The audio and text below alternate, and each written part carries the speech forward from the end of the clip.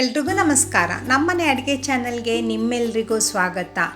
Friends, ಯಾರೆಲ್ಲ ನನ್ನ channel ನೋಡ್ತಾ ಇದ್ದೀರಾ, ಪ್ಲೀಸ್ ಸಬ್ಸ್ಕ್ರೈಬ್ ಮಾಡ್ಕೊಳ್ಳಿ. ಹಾಗೆ ನನ್ನ ರೆಸಿಪಿ ಇಷ್ಟ ಆದರೆ ಒಂದು ಲೈಕ್ ಮಾಡಿ. ಇವತ್ತಿನ ರೆಸಿಪಿದಲ್ಲಿ ಸಿಂಪಲ್ಲಾಗಿ ಸಾಫ್ಟಾಗಿ ಮನೆಯಲ್ಲೇ ರಾಗಿ ರೊಟ್ಟಿ ಹೇಗೆ ಮಾಡೋದು ಅಂತ ತೋರಿಸ್ಕೊಡ್ತಾ ಇದ್ದೀನಿ.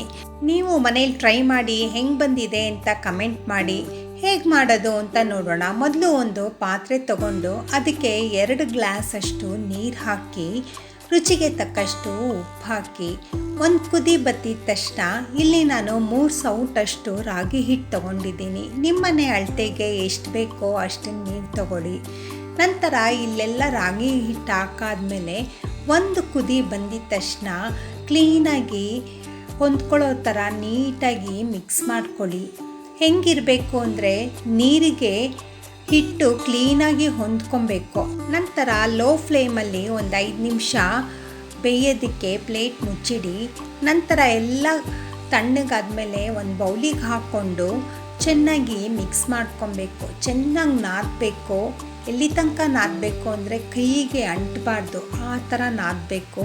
ಸ್ವಲ್ಪ ಬಿಸಿ ಬಿಸಿ ಇದ್ದಾಗಲೇ ನಾದ್ಕೊಂಡ್ಬಿಟ್ರೆ ಇನ್ಕೊಳ್ಳುತ್ತೆ. ಈ ರೆಸಿಪಿ ನಿಮಗೆ ಇಷ್ಟ ಆದರೆ ಒಂದು ಲೈಕ್ ಮಾಡಿ. ಹಾಗೆ ನೋಡ್ತಾನೆ ಫ್ರೆಂಡ್ಸ್ ಸಬ್ಸ್ಕ್ರೈಬ್ ಮಾಡ್ಕೊಳ್ಳಿ. ಒಣಗಿದ ಹಿಟ್ಟು ಹಾಕ್ಕೊಂಡು ನೀಟಾಗಿ ನಾದ್ಕೊಳ್ಳಿ. ಯಾವ ರೀತಿ ನಾದ್ಕೊಬೇಕು ಅಂದರೆ ಕೈಗೆ ಹಿಟ್ಟು ಅಂಟಬಾರ್ದು, ಆ ಥರ ನಾದ್ಕೊಳ್ಳಿ. ನಿಮಗೆ ಬೇಕು ಅಂದರೆ ಕೈಗೆ ತುಪ್ಪ ಆಗಲಿ ಇಲ್ಲ ಎಣ್ಣೆ ಆಗಲಿ ಸವರ್ಕೊಂಡು ನಾದ್ಕೊಬೋದು, ಕೈಗೂ ಅಂಟಲ್ಲ. ನೋಡಿ ಫ್ರೆಂಡ್ಸ್, ಈ ಥರ ನಾದ್ಕೊಂಡಾದ್ಮೇಲೆ ಒಂದು ಲಟ್ಟಣಿಗೆ ತೊಗೊಂಡು ನೀಟಾಗಿ ಚಪಾತಿ ಥರ ನೀವು ಲಟ್ಟಿಸ್ಬೋದು. ಅಷ್ಟು ಸಾಫ್ಟಾಗಿ ಮತ್ತು ಅಷ್ಟು ಪದ್ರವಾಗಿ ಇರುತ್ತೆ. ನೋಡಿ ಎಷ್ಟು ನೀಟಾಗಿ, ನಿಮಗೆ ಎಷ್ಟು ಅಗಲವಾಗಬೇಕು, ಎಷ್ಟು ತೆಳ್ಳಗೆ ಬೇಕು ಆ ಥರನೂ ನೀವು ಲಟ್ಟಿಸ್ಕೊಬೋದು. ಹಾಗೆ ರಾಗಿ ರೊಟ್ಟಿಗೆ ಕಾಂಬಿನೇಷನ್ ಆಗಿ ಯಾವ ಥರ ಚಟ್ನಿನೂ ಹಾಕ್ಕೊಬೋದು. ಮತ್ತು ಇದು ಡಬ್ಬಿಗೂ ತುಂಬ ಸಾಫ್ಟಾಗಿರುತ್ತೆ. ಬೆಳಗ್ಗೆ ಮಾಡಿಟ್ಟು ನೀವು ಸಂಜೆ ಯೂಸ್ ಮಾಡಿದ್ರೂ ತುಂಬ ಸಾಫ್ಟಾಗಿ ಬಂದಿರುತ್ತೆ, ರಫ್ನೆಸ್ ಅನ್ನೋದು ಬಂದಿರಲ್ಲ.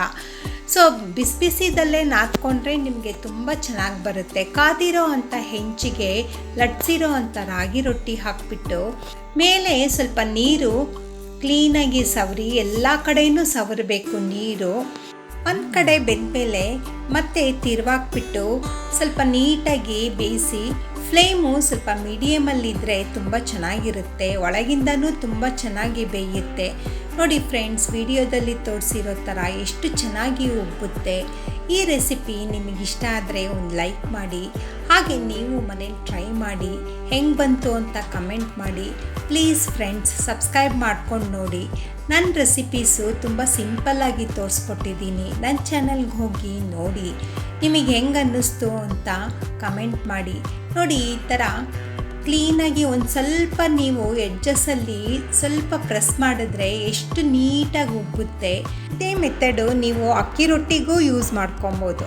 Thank you.